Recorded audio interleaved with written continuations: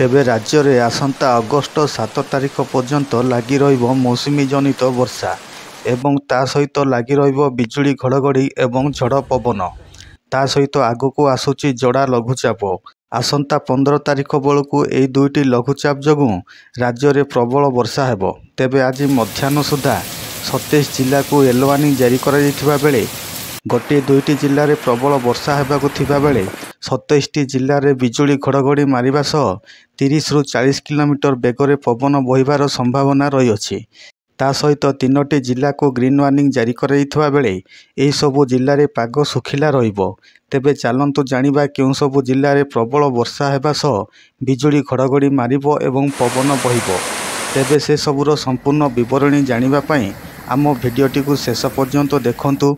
जदि आपण माने आम चैनल टी को सब्सक्राइब करि नाहंती तेबे आम चैनल टी को सब्सक्राइब कर दियंतु एवं पाखरे थिबा बेल आइकन टी को दबे दियंतु जा फल आपण माने आम चैनल रो पाणीपाग संबंधी समस्त तथ्य सबुदिन पाई परिबे।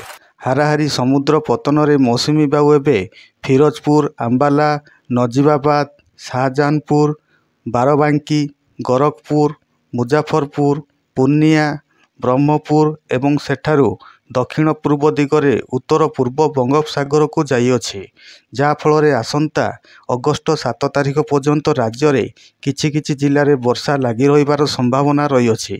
तेबे राज्य में जून 1 रु आज पर्यंत 619.2 मिलीमीटर वर्षा रेकर्ड करा जाइछि।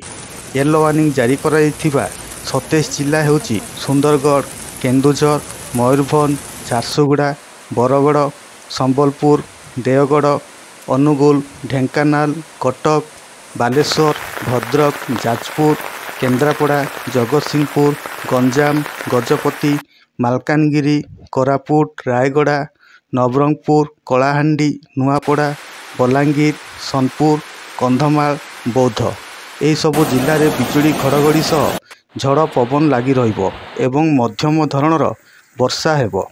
ग्रीन वार्निंग जारी कराइथिबा जिला गुड़िक हेउछि नयागढ़, खोर्धा, पुरी यही सबु जिले में पाग सुखिला रहिबो।